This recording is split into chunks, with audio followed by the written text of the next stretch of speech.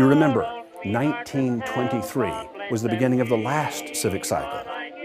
Now, we saw all kinds of civic organizations leap into existence at that window of time, and then at the 10-year window, we're fighting against all the bad things in our society and moaning, just like Eeyore the donkey. And of course, our music reflects this.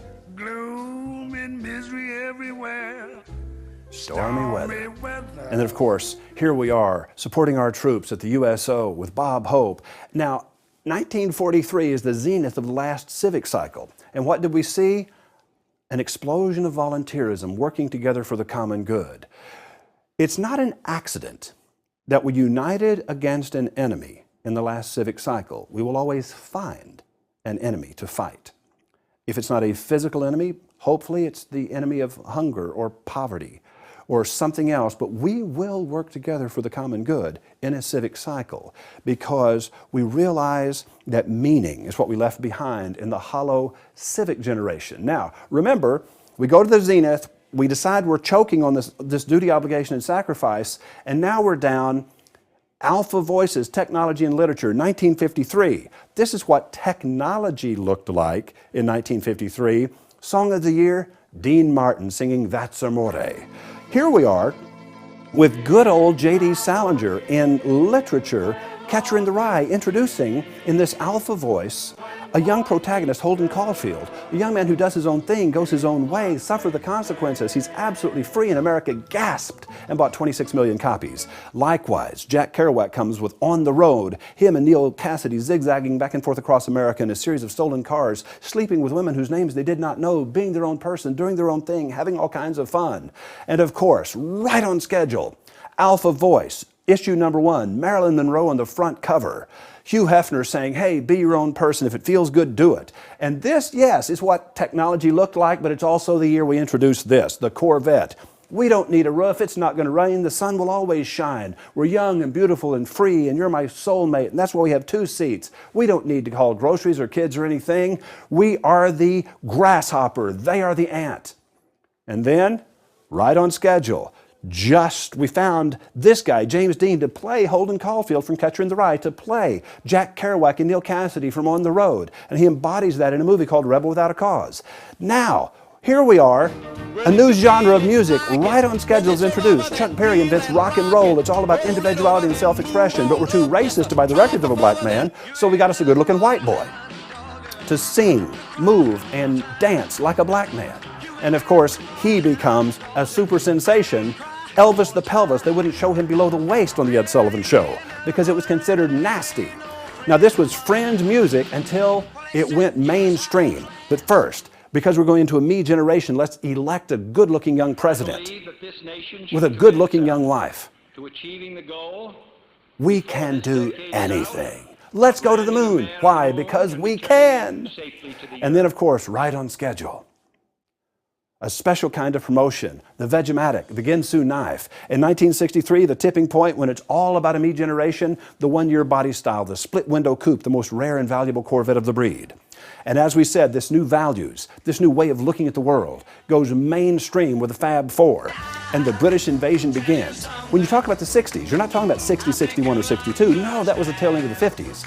The 60s were a 6-year transitionary window, 63, 4, 5, 6, 7, 8. 1969 was the first year of the 70s. But right now we're looking at that beautiful 6-year window when in that transition point we're embracing the values that we've left behind previously. And you remember, hoods got long, trunks got short.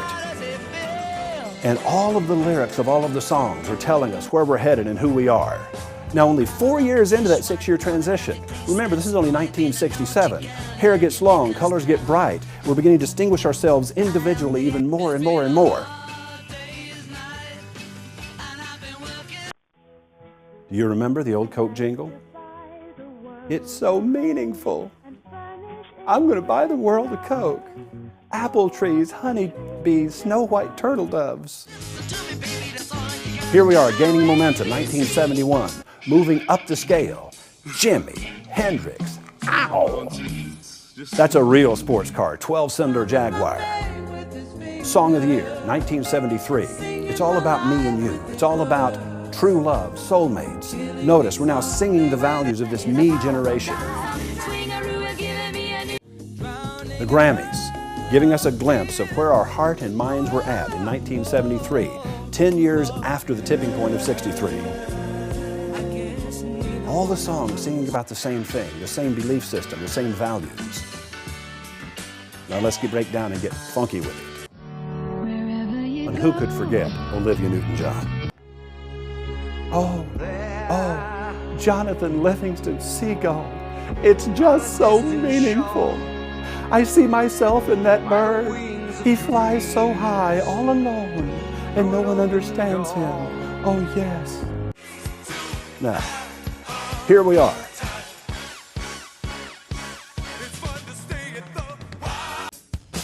Wait a minute, we hit the zenith of the idealist cycle. It's a me generation. Michael Jackson has the zenith year of his career right on schedule.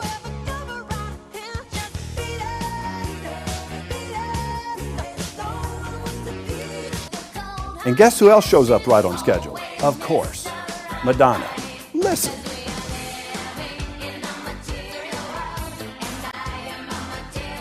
Get all you can all you get, sit on the can, poison the rest. Whoever dies with the most toys wins. Oh no, these aren't costumes, we're just expressing the real us. This is who we are inside. The pendulum comes back down. Here we are at 1993. And you'll notice how the music of that year sounds identical to the music of 10 years previously when the pendulum was in the same position. Hey, guess what? Jonathan Livingston Seagull is back, of course. We can fly again.